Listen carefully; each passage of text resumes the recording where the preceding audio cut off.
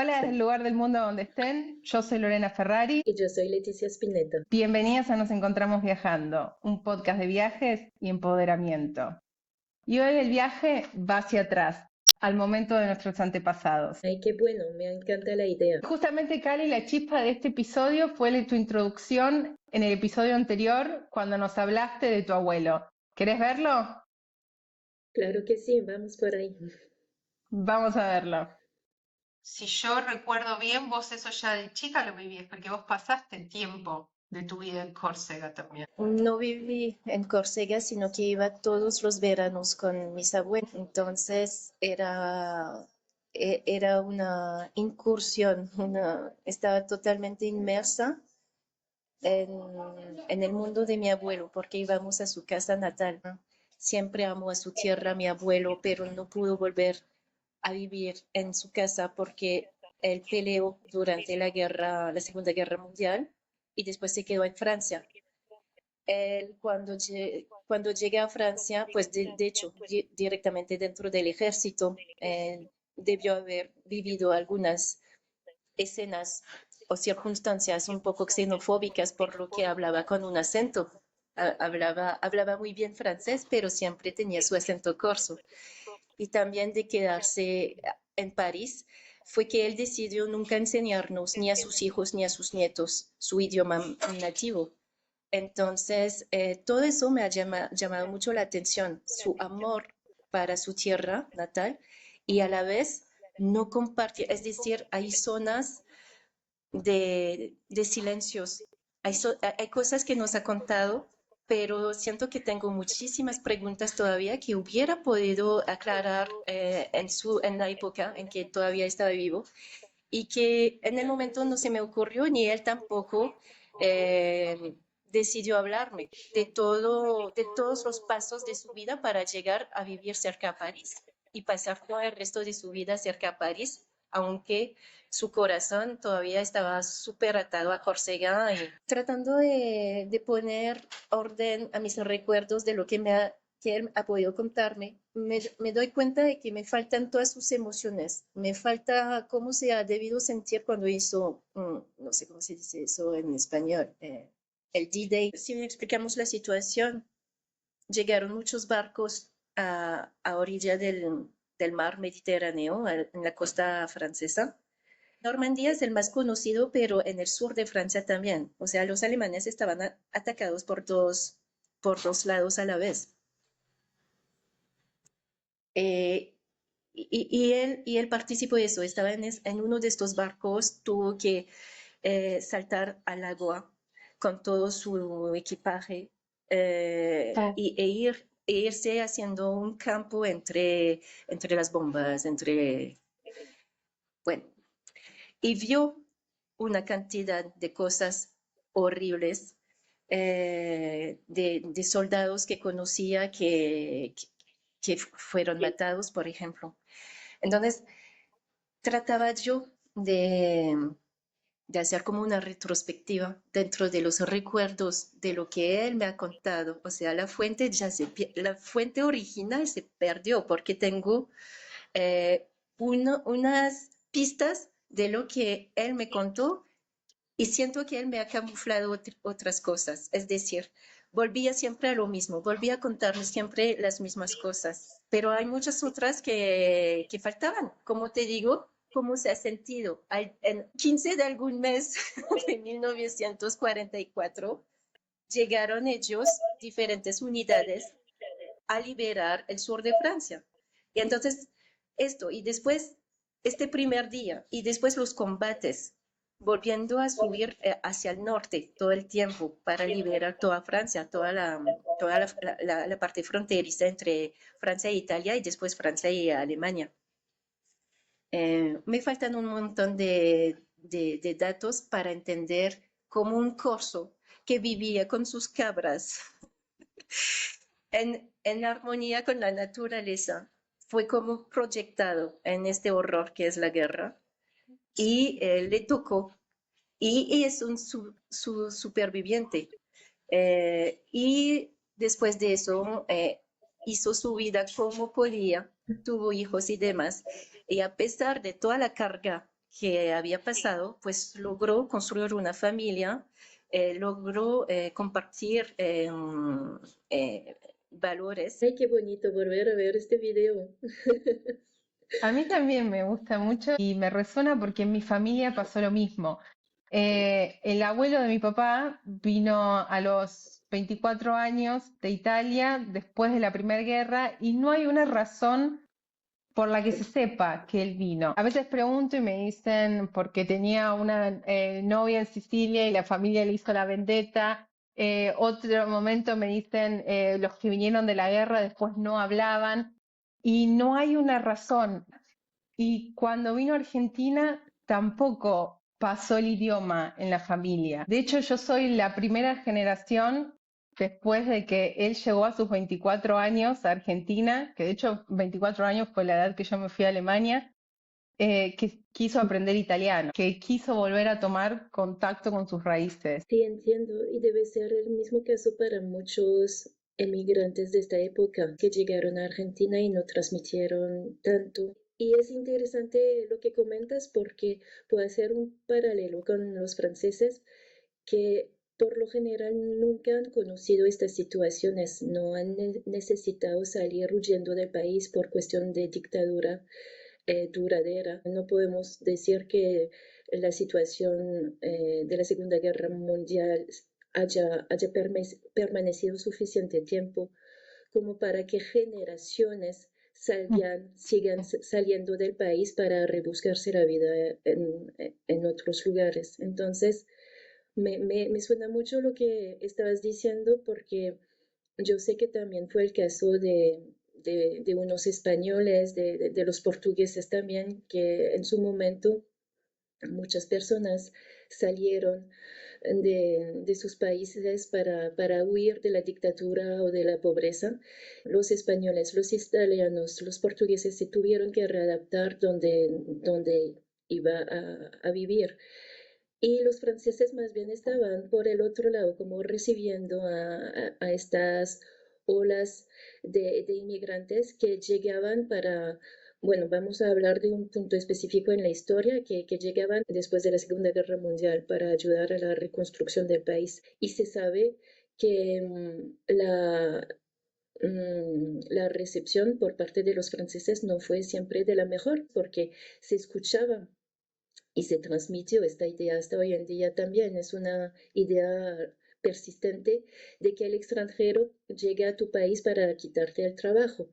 Entonces vemos estas dos posturas entre un inmigrante italiano que llegó a Argentina y no transmitió su saber, se integró, y por otra parte un país receptor que podría ser de pronto también Argentina o Francia, y cómo reaccionó la comunidad, la población local frente a estas nuevas personas que llegaban. De ahí se puede entender la transmisión o no del idioma también y estos mismos silencios. Por la idea de no transmitir el idioma, de limitarse en cuanto a algunos datos culturales o de experiencia propia, de pronto también es una estrategia de preservación, Supervivencia. de supervivencia, exacto. Entonces, cuando vos haces este paralelismo entre las migraciones españolas e italianas fuera del continente, es porque los franceses salieron solo por periodos cortos durante la Segunda Guerra y después volvieron a Francia. Ujú, Y, exacto, sí. y después recibieron a otros inmigrantes europeos. Como los franceses no estaban acostumbrados a eso, a estos planes de migración, digamos, ni para afuera ni tanto para adentro, en esta época se notó una cierta forma de xenofobismo hacia los italianos, los españoles, los portugueses. Y ahora podemos darnos cuenta que esta, esta recepción del extranjero dentro del territorio está desplazado hacia los árabes y los africanos. Las nuevas olas de migración son más que todo oriundas de, de África. Y entonces se desplazó esta xenofobia hacia los europeos, se desplazó hacia los africanos. Y los Yo, árabes. y los árabes, cuando digo africanos, sí, es que los incluí porque estaba hablando del continente África. Ah, Pero pero también podría ser árabe de Medio Oriente. podría ser, pero en primera instancia, en los años 70, 80, 90, eran más que todo las antiguas colonias francesas, lo que corresponde a Norte África, entonces Marruecos, Argelia, Tunisia. Em, Hoy en día de pronto sí puede haber otros árabes de la península arábica, pero estaba más hablando al principio de las antiguas colonias francesas. Ok. Mm, Em, Cuando yo fui la primera vez a Francia, me dio la impresión de que estaban integrados los inmigrantes a Francia y me pareció que estaban mucho más integrados de lo que estaban en Alemania, por ejemplo. mm, Pues no es tan homogéneo. Hay ciertos lugares donde la población se ve como mezclada, como viviendo en armonía, no sé si es el término exacto, pero espero me entiendan la idea. Es decir, todos juntos, pero en las afueras de París, más que todo, se nota mucho que hay como asentamientos de cierto tipo de población. Se nota eso en los barrios fuera de París, que hay zonas donde más pobladas por un cierto fenotipo que por otro. De hecho, en Francia, esto se denomina comunitarismo. Entonces, a primera vista, para el turista que llega a París, no necesariamente va a notar este comunitarismo.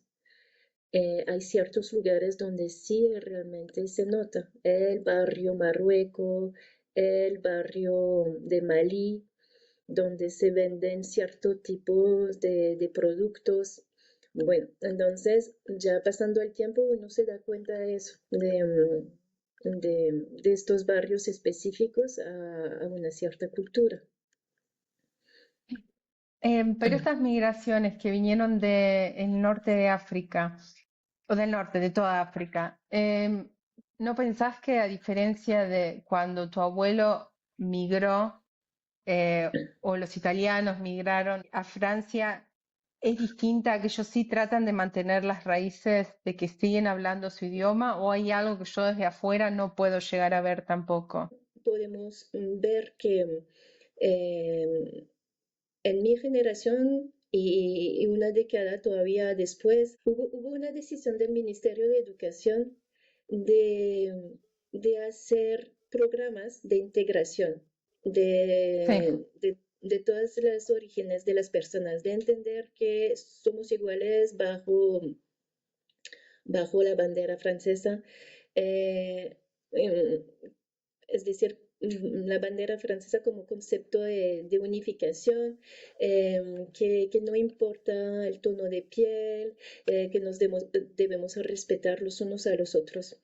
Y yo crecí así,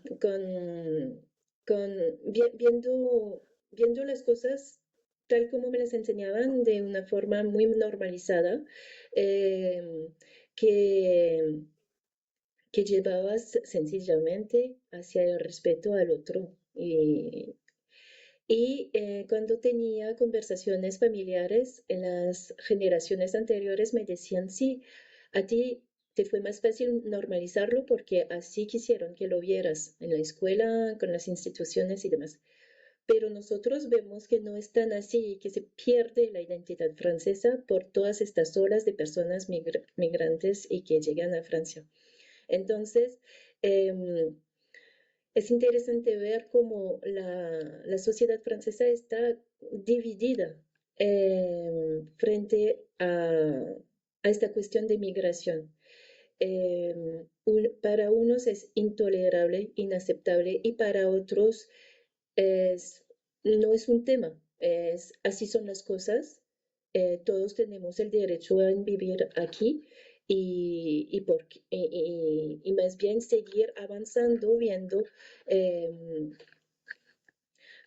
cómo podríamos mejorar las, las circunstancias de vida de toda la población, independientemente de su origen. Es una sociedad compleja finalmente a este nivel, Francia, porque por un lado quiere integrar a todos, a cualquier persona, y por el otro lado hay esta voluntad también de reconectar con un ideal, con una historia francesa, con los reyes, con todo lo que constituye una versión estilizada de la historia francesa, cuando Francia tenía mucha luz para afuera más que todo también, o sea que Francia representaba grandeza a nivel internacional.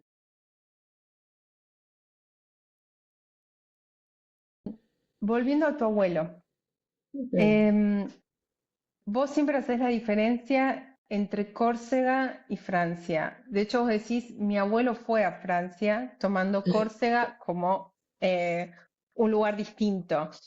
ujú. Y eso está en vos. Desde que yo te conozco, vos sos una corsa parisina que vivió en París, pero es como que tu identidad es Córcega.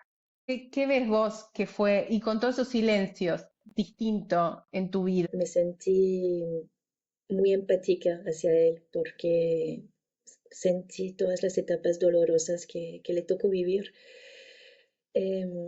Segunda cosa fue tener realmente la posibilidad de llegar a este territorio, tener nuestra propia casa todavía, gracias a él que la mantenía. Corsa es otro mundo. Tú puedes oler su olor, su perfume a kilómetros de distancia desde el mar, todavía la puedes sentir, la puedes oler. Huele a menta, huele a mirta, huele a pasto seco, huele a pinos. Todo eso le da una fragancia que es suya, solo suya. Todo lo visual, o sea, está la parte olfativa, pero todos los sentidos están alborotados cuando uno llega allá. Hasta el agua de la fuente del pueblo es mágica. De hecho, mi abuelo cuando llegaba a su pueblo, la primera cosa que hacía era tomarse este agua y realmente se veía el cambio. O sea, era un ancianito en Francia y cuando llegaba a Córcega, de una le daba una chispa y volvía a la juventud. Todo eso fueron como canales para llevarme a interesarme mucho más a la historia de la isla y a querer conectar siempre un poco más a medida que tenía más conocimiento. Y lo que me interesó saber de su historia es que hasta el siglo XVIII estaba Italia al mando de Córcega.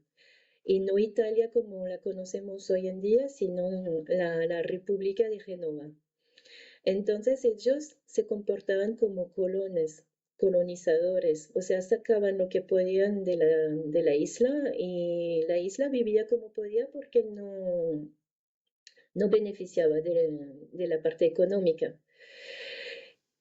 Entonces los corsos se deshicieron de los genoveses, hicieron guerra contra ellos. De hecho, yo no soy historia, entonces voy realmente de forma superficial contándoles, pero de hecho Inglaterra los ayudó. Yo no sé en qué medida, yo no sé si la ayuda fue realmente em, eh, de mucha ayuda, pero sí hubo una presencia inglesa en el momento de liberar a los corsos del yugo italiano. Y finalmente lo lograron. La guerra duró no sé cuánto tiempo, unos años, pero después Córcega logró sacar afuera a los italianos y montó la primera república y montó la primera constitución de derechos civiles. Em, entonces estaban libres, tenían una capital, tenían un presidente. Solo que Italia tenía relaciones económicas con Francia y tenía una deuda con Francia que no sabía cómo pagarla. Entonces pasaron un acuerdo, firmaron en la espalda de los corsos y se vendió la isla a los franceses. Entonces, Eh, justo antes de que naciera Napoleón, Córcega fue sometida a Francia. Y por eso Napoleón nació francés, pero un año o dos antes hubiera nacido libre, corso libre. Entonces, interesante también esta perspectiva, porque quien fue Napoleón fue el emperador de Francia, ¿no? ¿Cómo pronuncias Entonces, Napoleón en francés?